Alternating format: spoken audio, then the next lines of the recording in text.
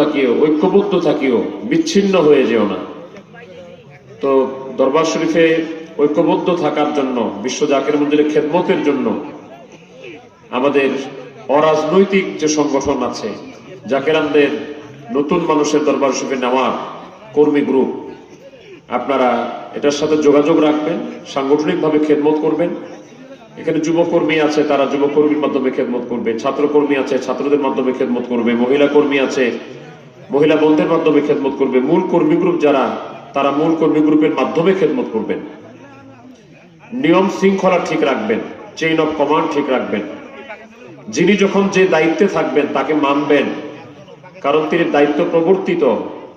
কেবলাজান হুজুরের স্থলাভিষিক্ত মোহাম্মদ মিয়া ভাইজান মুজাদ্দিদি, কর্মী গ্রুপের প্রতিষ্ঠাতা তিনি।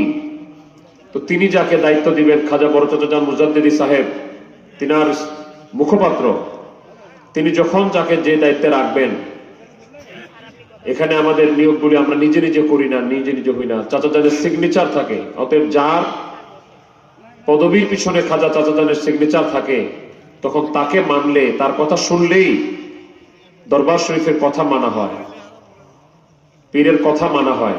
সেই বিষয়গুলি মাথায় রাখবেন। কোনো ভুল বুঝাবুঝি যদি একটু নিজেদের মধ্যে হয়ে যায়, এটা পারস্পরিক আলোচনার মাধ্যমে, এটা কথাবার্তার মাধ্যমে, সম্মিলিত একটা খেদমত করতে গেলে সবার একটা পরামর্শের মাধ্যমে, সেখানে পরামর্শ আপনি দিবেন, সেখানে আপনি মতামত দিবেন, কিন্তু এটা সহযোগিতার মাধ্যমে সামগ্রিকভাবে আপনি খেদমত করবেন।